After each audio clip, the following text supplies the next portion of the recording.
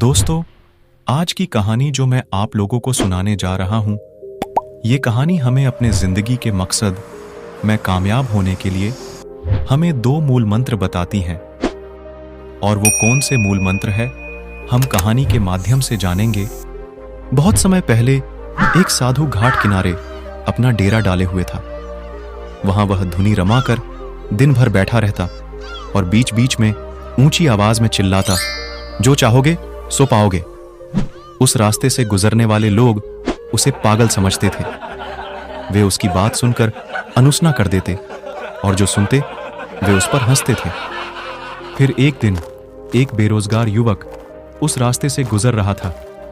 साधु की चिल्लाने की आवाज उसके कानों में भी पड़ी, जो चाहोगे सो पाओगे, जो चाहोगे सो पाओगे।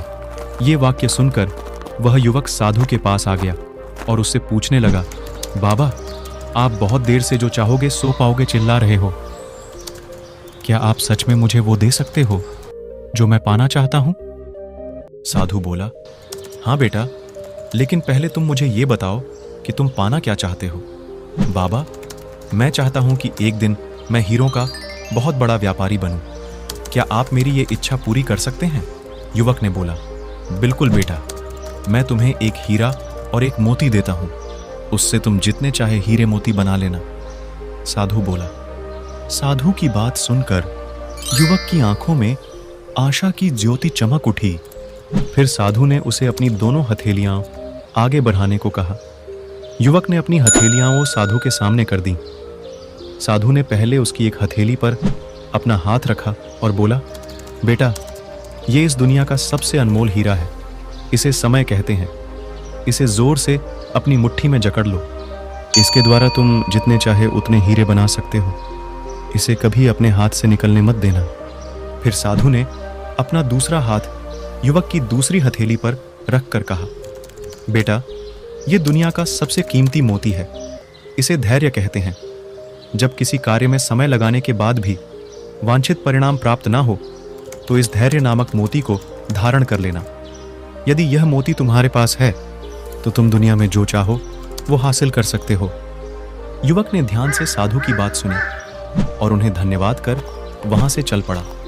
उसे सफलता प्राप्ति के 2 गुरु मंत्र मिल गए थे।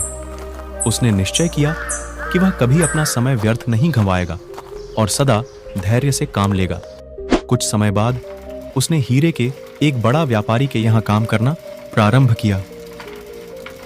कुछ वर्षों तक वह दिल लगाकर व्यवसाय का हर गुण सीखता रहा और एक दिन अपनी मेहनत और लगन से अपना सपना साकार करते हुए हीरे का बहुत बड़ा व्यापारी बना। तो दोस्तों, आज की इस कहानी ने यह सिखाया कि लक्ष्य प्राप्ति के लिए सदा समय और धैर्य नाम के हीरे मोती अपने साथ रखें। अपना समय कभी व्यर्थ ना जाने दें और कठिन समय में धैर्य का दामन ना छोड़े। सफलता अवश्य प्राप्त होगी।